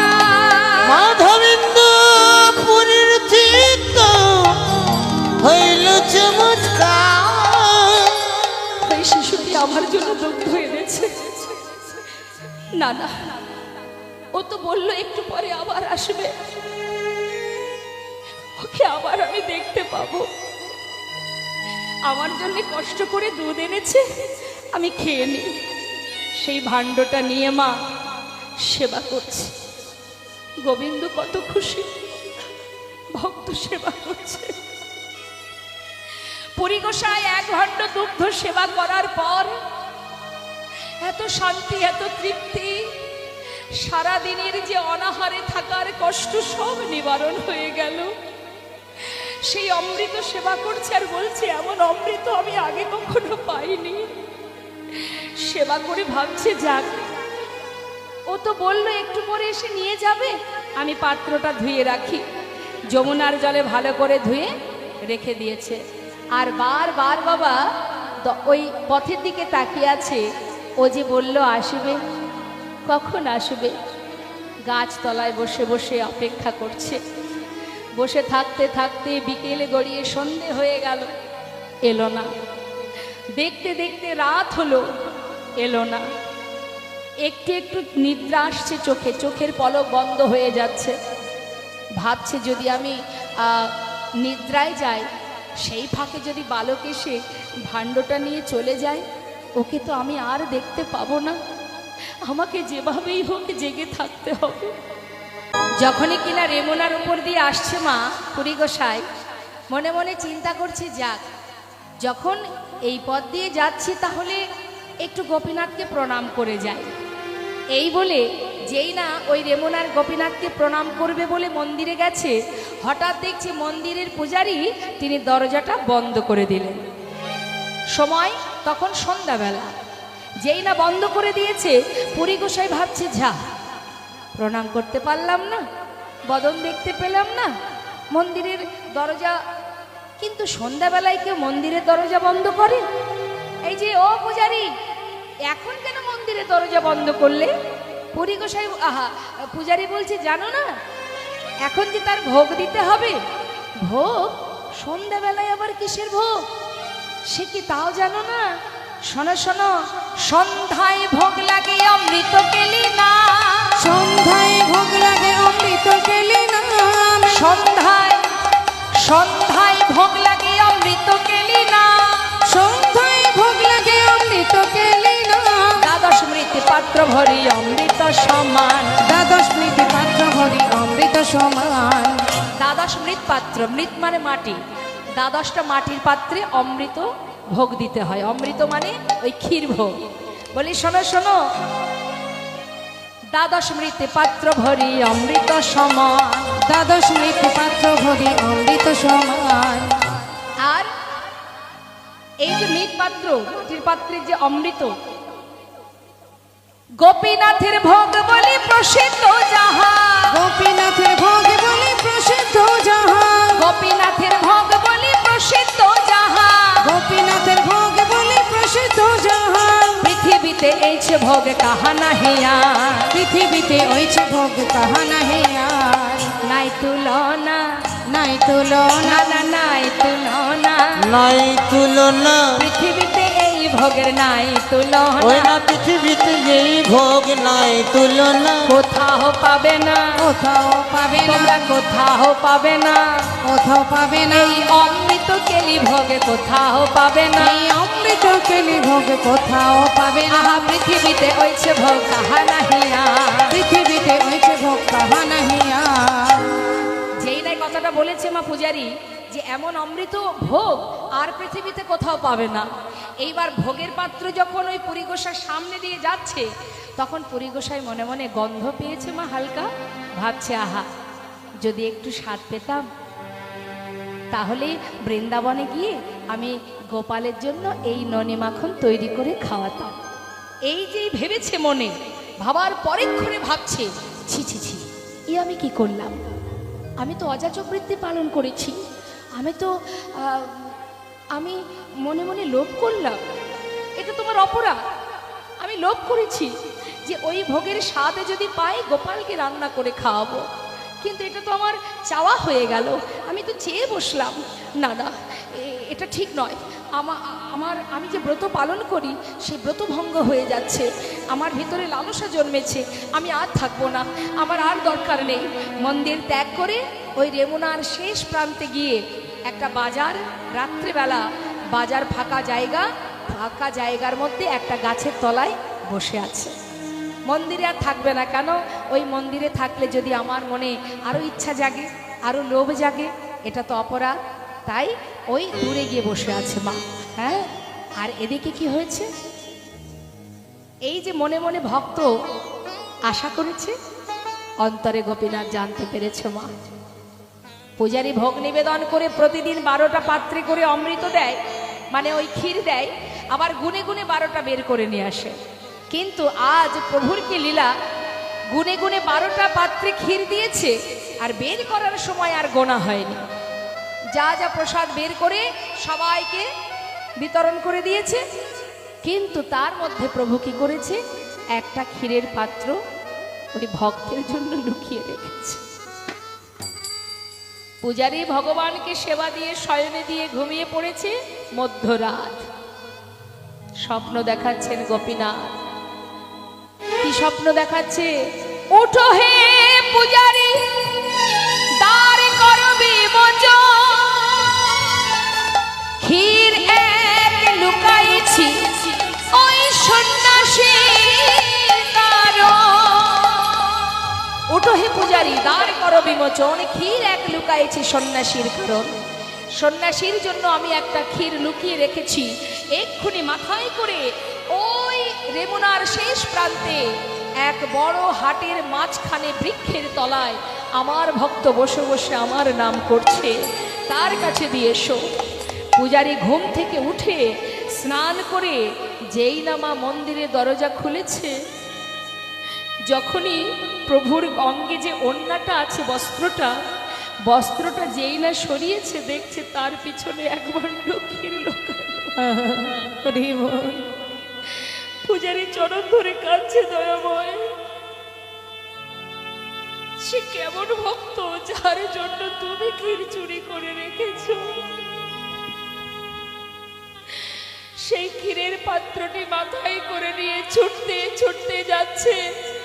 কে আছো, কোথায় আছো? মাধবেন্দ্রপুরী, যার লাগি গোপীনাথ ক্ষীর কই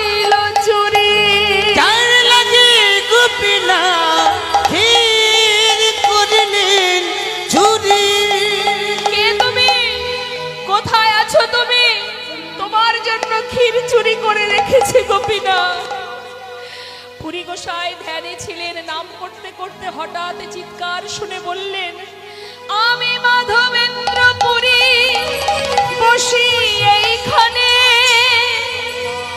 পূজারী এসে বললেন, তোমার সম ভাগ্যবান নাহি ত্রিভুবনে।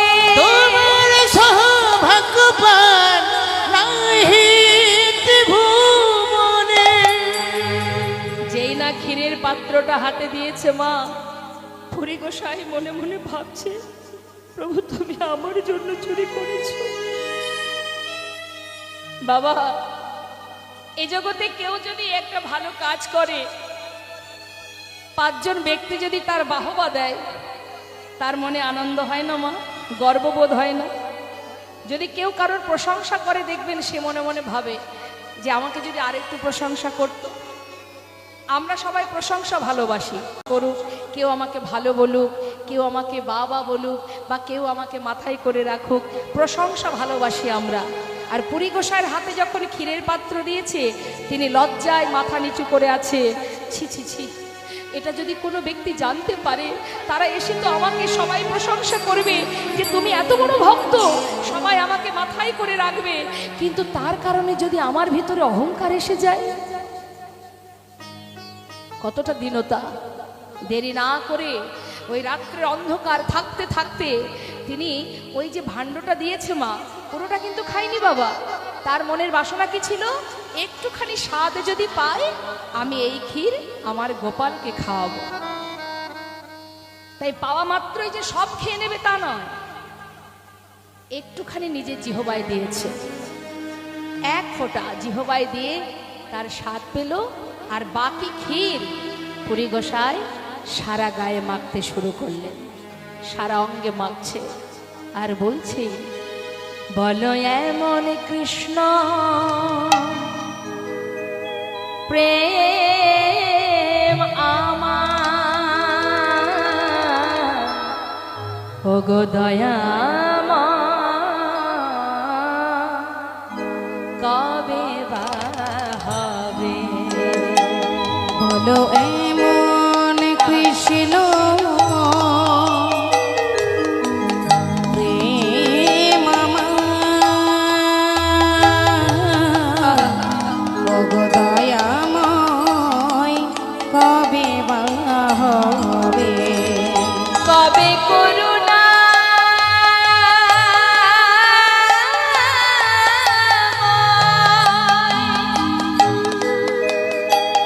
হে আমার করুণাময়, করুণাময়, করুণা করো। কবে করুণা করুণা করে দেখাবা দেবে, করুণা হবে।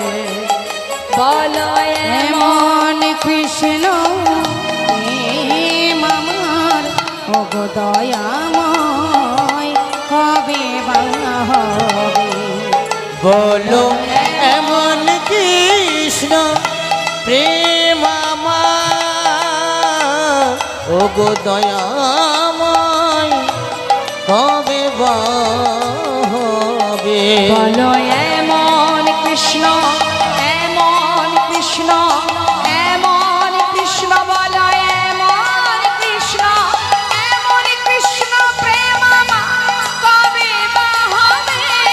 এমন কৃষ্ণ প্রেম আমার, কবে বা হবে। বলো এমন কৃষ্ণ প্রেম বলো আমার, এমন কৃষ্ণ প্রেম বলো আমার, এমন কৃষ্ণ প্রেম আমার, কবে বা হবে। কবে বা হবে। বলো এমন কৃষ্ণ প্রেম আমার, কবে বা হবে। বলো এমন কৃষ্ণ প্রেম আমার, কবে বা সকালবেলা সবাই জানতে পারবে, সবাই আমাকে মাথায় করে রাখবে, এই চিন্তা করে রাত্রির অন্ধকার থাকতে থাকতে ওই যে ভাণ্ডটা মা ক্ষীর তো গায়ে মেখে নিলেন, আর ওই ভাণ্ডটা মাটির পাত্রটা মনে মনে চিন্তা করলেন এটাও তো প্রসাদ, প্রভু যখন কৃপা করে আমার জন্য পাঠিয়েছে এটাও তো প্রসাদ, এটা ফেলবো কোথায়, তার থেকে এটাকে ভেঙে টুকরো টুকরো করে আঁচলে বেঁধে নেব, যদি কখনো কোথাও কিছু না পাই এটাই না হয় একটু একটু করে খাবো।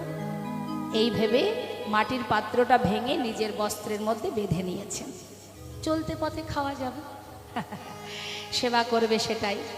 এবার সেটাকে নিয়ে রাত্রের অন্ধকার থাকতে থাকতে ওই রেমুনা ত্যাগ করে এবার পুরীধামে যাচ্ছে। কিন্তু মা এই যে খিরচুরি করেছিল খবরটা সকাল হতে না হতে গোটা বিশ্ববাসী জেনে গেছে, সবাই জেনে গেছে। পুরী গোসাই যে পথে যাচ্ছে, যে দেখছে আরে এই তো সেই গোসাই যার জন্য রেমুনার গোপীনাথ খিরচুরি করে রেখেছিল, যে দেখছে সেই বলছে। কিন্তু তাতে কিন্তু পুরী গোসাইয়ের মনে এতটুকু অহংকার আসছে না, মানে ভুরুক্ষেপই করছে না কথা, যে যা বলছে বলুক, যে যা ভাবছে ভাবুক, তার একটাই উদ্দেশ্য আমাকে মলয়জ চন্দন নিয়ে আসতে হবে গোপালের সারা শরীরের তাপ নিবারণের জন্য। যেই না নীলাচলে গেছে, নীলাচলে গিয়ে জগন্নাথের মন্দিরের যে পুরোহিত, যে পাণ্ডা, তার কাছে গিয়ে সব কথা বলেছে। পুরোহিত দেখে চিনতে পেরেছে, হ্যাঁ জগন্নাথ মন্দিরের পাণ্ডা দেখেও চিনতে পেরেছে, আরে ইনি তো সেই পুরী গোসাই যার জন্য রেমুনার গোপীনাথ খিরচুরি, মানে সারা বিশ্বে খবর চলে গেছে মা। তাতেও তার কোনো দুঃখ নেই, তার একটাই চিন্তা কতক্ষণে চন্দন পাবো বৃন্দাবনে গোপালের অঙ্গে লাগাবো। এবার পুরী গোসাই যেই না চন্দনের কথা, স্বপ্নের কথা বললেন পাণ্ডাকে, পুরীর পাণ্ডাকে, পুরীর পাণ্ডা কি করলেন, ওই জগন্নাথ পুরী ধামের যিনি রাজা তার কাছে খবরটা দিলেন।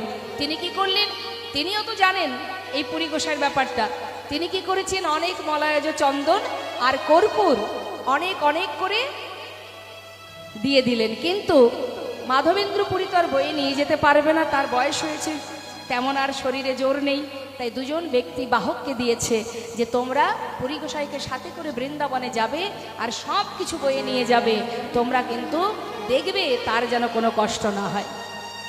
সবাই মিলে যাচ্ছে, সাথে করে যেতে যেতে মা ওই রেমুনা, আবার ওই রেমুনার ওপর দিয়ে যেতে হচ্ছে। যাওয়ার সময় পুরী গোসাই ভাবছে তাই তো আসার সময় প্রণামটা করা হয়নি, যাই এখন বৃন্দাবনে যাওয়ার পথে একবার না হয় প্রণাম করে যায়। এই বলে যেই না আবার ওই রেমুনার গোপীনাথের কাছে গেছে মা, সঙ্গে সঙ্গে ওই রেমুনার পূজারী আবার এক ভাণ্ড ক্ষীর তাকে দিয়েছে, সেটা সেবা করেছে। সেবা করার পর এত ক্লান্ত শরীর ওই মন্দিরের জগমোহনে একটু বিশ্রামে বসেছে, চোখে একটু নিদ্রা এসেছে। হঠাৎ বৃন্দাবনের সেই গিরি গোবর্ধনধারী গোপাল স্বপ্ন দেখাচ্ছেন, বলছে মাধব, মাধব। কে? হে কি প্রভু, এই তো, আর একটু অপেক্ষা করো, আমি এক্ষুনি যাচ্ছি প্রভু, আর এক্ষুনি যাব, একটুখানি অপেক্ষা করো, আমি এসেছি তোমার জন্য, সব নিয়ে এসেছি, আর একটু অপেক্ষা করো, আমি এক্ষুনি বৃন্দাবনে পৌঁছাবো। ভগবান বললেন শোনো মাধব, আর তোমাকে কষ্ট করে আসতে হবে না, কেন জানো, তোমার আনা চন্দন কর্পূর আমার অঙ্গে লাগালে নিশ্চয়ই আমার তাপ নিবারণ হবে।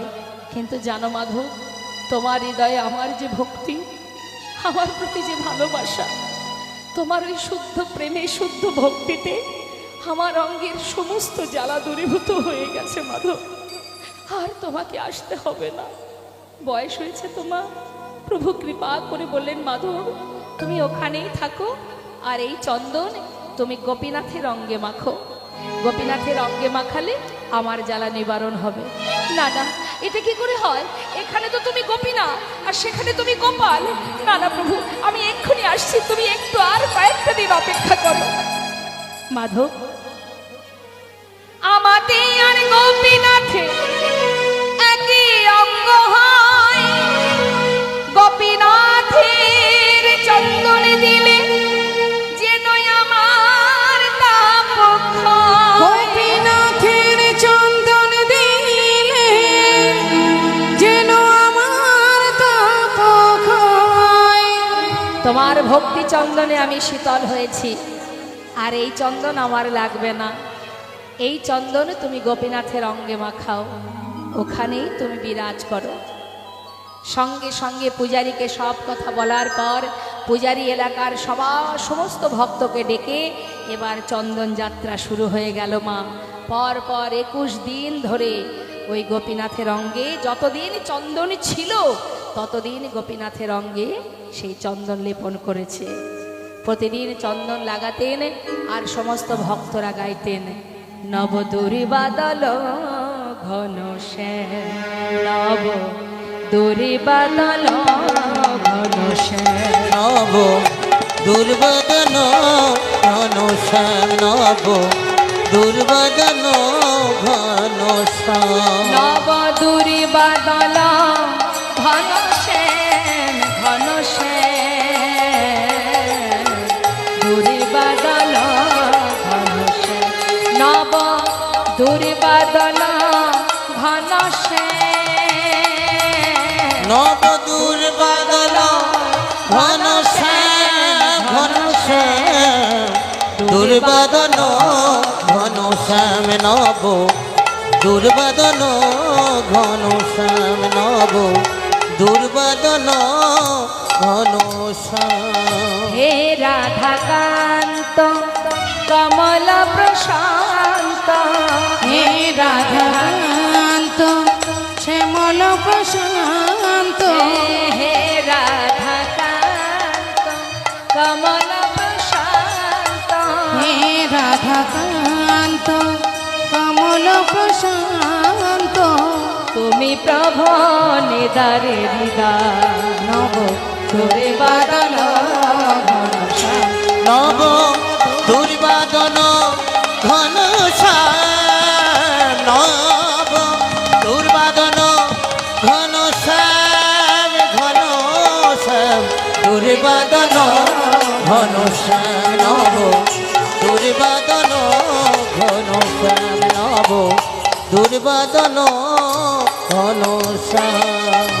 যে বাঁশি বাজিয়েছি, যে বাঁশি বাজিয়েছি, যে বাঁশি বাজিয়েছি, যে বাঁশি বাজিয়েছি বৃন্দাবনে, সে বাঁশি বাজাও আবার সবারই কানে। আর যে বাঁশি বাজিয়েছিলে বৃন্দাবনে, সে বাঁশি বাজাও আবার সবারই কানে। আর যে বাঁশি বাজিয়েছিলে বৃন্দাবনে, সে বাঁশি বাজাও আবার সবারই কানে। যে বাঁশি বাজিয়েছিলে বৃন্দাবনে, সে বাঁশি বাজাও আবার সবারই কানে। দুর্বাদল ঘন শ্যাম, নব দুর্বাদন ঘন শ্যাম, নব দুর্বাদন ঘন শ্যাম, ঘন শ্যাম, নব দুর্বাদন ঘন শ্যাম, ঘন শ্যাম, দুর্বাদন ঘন শ্যাম, ঘন শ্যাম, দুর্বাদন ঘন শ্যাম। জনতা জয় গৌর। সকল ভক্ত চরণে আমার শতকোটি প্রণাম। আপনারা ধীর স্থির মনোভাব নিয়ে সুকমল চিত্তে লীলা আস্বাদন করলেন। কৃষ্ণ ভক্তি হোক, গুরু কৃপা হোক আপনাদের। আমাদের লীলাকে আমরা এবার বিশ্রাম রাখব। সমস্ত ভক্তগণের অনুরোধে আমরা দুটো ভজনও গাইব। সমস্ত ভক্তবৃন্দ যারা আছেন তারা কৃষ্ণ প্রেমে সবাই মিলে আনন্দে নৃত্য করবে, আনন্দ করবে। তো আসুন আমরা দর্শন করি। ভক্ত আর ভগবানের মিলন হইল, তোর ভগবানের মিলন হইল, ভক্ত আর ভগবানের মিলন হইল, তোর ভগবানের মিলন হইল। প্রেমানন্দে বদন ভরে হরি হরি বল, প্রেমানন্দে বদন ধরে হরি হরি বলো, বদন ধরে হরি হরি বলো। জয় রাধে রাধে জনিতা জয় গৌর। আমরা সবাই মিলে আনন্দ করব দুটো ভজনে, সবাই মিলে গাইব জয় রাধে।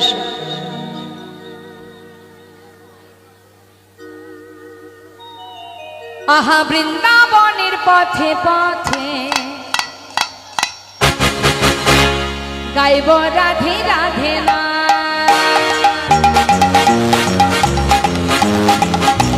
রাধে আমি বৃন্দাবনের পথে পথে গাইব রাধে রাধে না। আহা বৃন্দাবনের পথে পথে গাইব রাধে রাধে না। আমি বৃন্দাবনের পথে পথে গাইব রাধে রাধে না। আহা রাধা রানীর কৃপা হলে মিলন হবে। ওই রাধা রানীর কৃপা পেলে পূরণ হবে মনস্কার। বৃন্দাবনের পথে পথে গাইব রাধে রাধে না। বৃন্দাবনের পথে পথে গাইব রাধে রাধে না।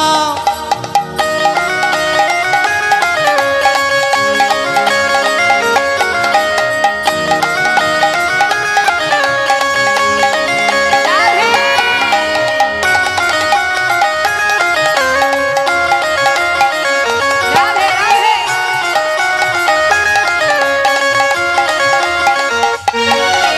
শুনি রাধা রানীর কৃপা হলে অনায়াসে সে মিলে। অনায়াসে সে মেলে। রায়ের প্রেমে আছে শ্যাম বাধা, রায়ের প্রেমে আছি শ্যাম বাধা। বলে সারা ব্রজধা। আমি বৃন্দাবনের পথে পথে গাইব রাধে রাধে নাম। আমি বৃন্দাবনের পথে পথে গাইব রাধে রাধে নাম। রাধে রাধে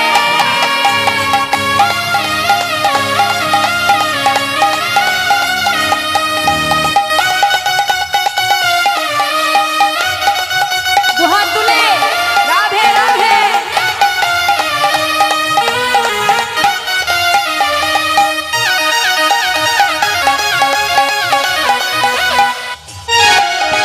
আজ নিশি রাতে নিধুবনে হয় যে লীলা প্রতিক্ষণে। আগুনি শিরাতে নিধুবনে হয় যে লীলা প্রতিক্ষণে। বৃন্দাবনের ওই পশু পাখি বৃন্দাবনের ওই পশু পাখি গাইছে যে তাই জয় গায়। বৃন্দাবনের পথে পথে গাইব রাধে রাধে নাম। আমি বৃন্দাবনের পথে পথে গাইব রাধে রাধে নাম। আহা বৃন্দাবনের পথে পথে গাইব রাধে রাধে না। গাইব রাধে রাধে নাম, গাইব রাধে রাধে নাম। জয় রাধে রাধে জয় রাধে শ্যাম। আরেকটি ভজন হবে, হ্যাঁ জয় রাধে। राधे तेरे चरने की धूल जो मिल जाए, सच कहते हो राधे मेरी जन्म सफल हो जाए।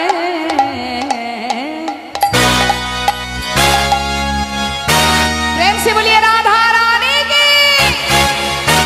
राधे राधे राधे राधे जप करो, कृष्ण नाम रस पिया करो। ओ राधे राधे नाम, राधे राधे नाम, राधे राधे नाम जप करो। कृष्ण नाम रस पिया करो। राधे नाम जप करो, कृष्ण नाम रस पिया करो।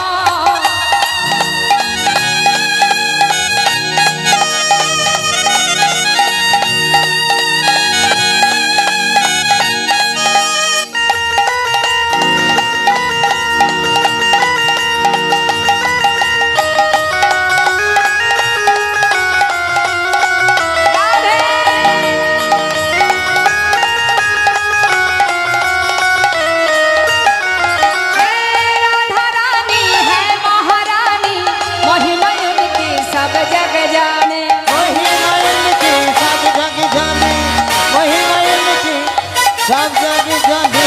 बोलिए राधा रानी की। कृपा वृष्टि वर्षाया करो, राधे राधे नाम जपा हो करो। हो राधे राधे नाम जप करो, कृष्ण नाम रस पिया करो।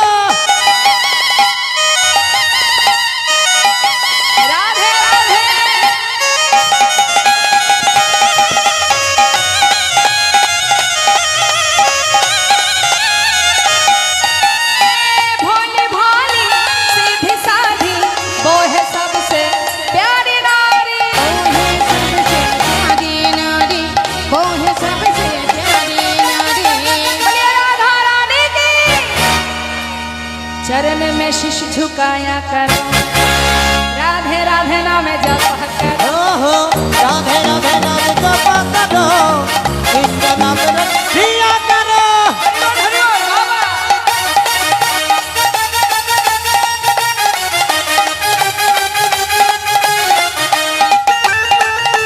राधे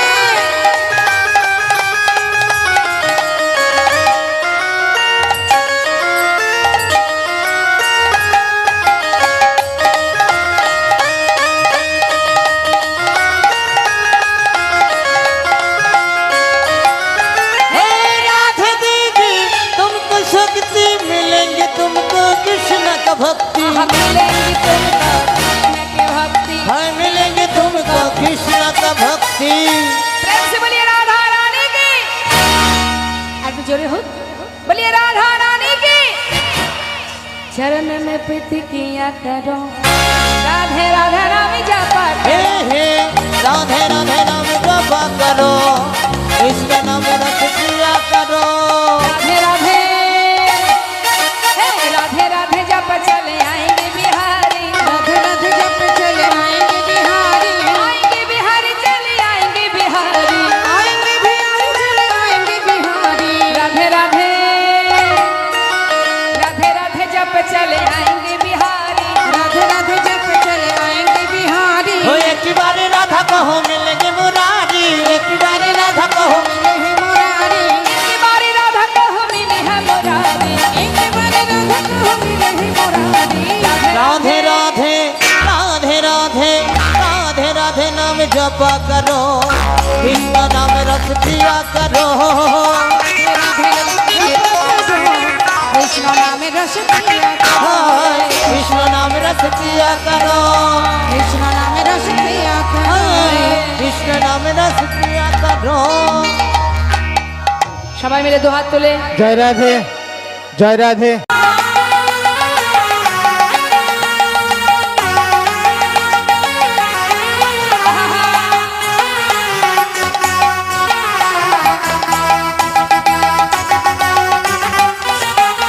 কৃষ্ণ বলে বাহু তুলে এসো না হরি বলে। ওই না কৃষ্ণ বলে দুটি বাহু তুলে, এসো না ভাই হরি বলে। এ নামে নাই কোনো ভয়, এ নামে আছে শুধু জয়। ও এই নামে নেই কোনো ভয়, এই নামে আছে শুধু জয়। একবার বদন ভরে এই নামে গাও, বদন ভরে এই নামে গাও, বদন ভরে এই নামে গাও। বদন ভরে এই নামে গাও। বলো না কৃষ্ণ কৃষ্ণ না। কৃষ্ণ বলে দুটি বাহু তুলে এসো না হরি বলে।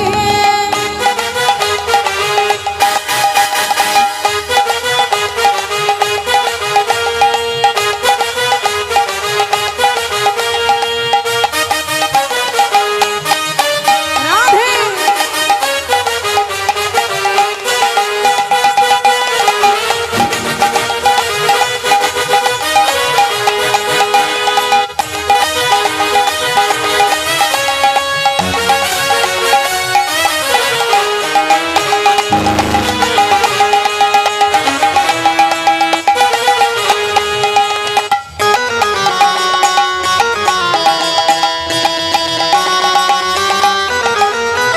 এ নামে নাই কোনো ক্লান্তি, এ নামে আছে শুধু শান্তি। ও এই নামে নাই কোনো ক্লান্তি, এই নামে আছে শুধু শান্তি। একবার বদন ভরে এই নামে গাও, সবাই বদন ভরে এই নামে গাও, বদন ভরে এই নামে গাও। বদন ভরে এই নামে গাও। বলো না কৃষ্ণ কৃষ্ণ না। কৃষ্ণ বলে বাহু তুলে এসো না হরি বলে। কৃষ্ণ বলে দুটি বাহু তুলে, এসো না ভাই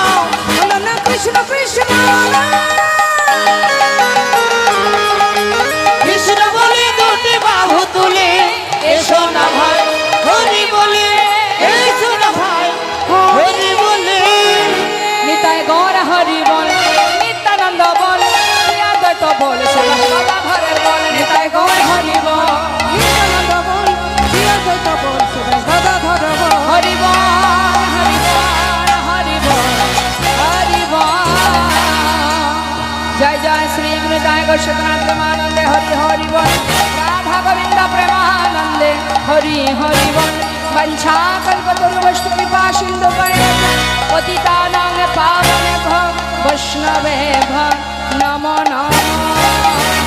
जय राधे श्याम जय निताय जय जय। हरे कृष्ण जय राधे।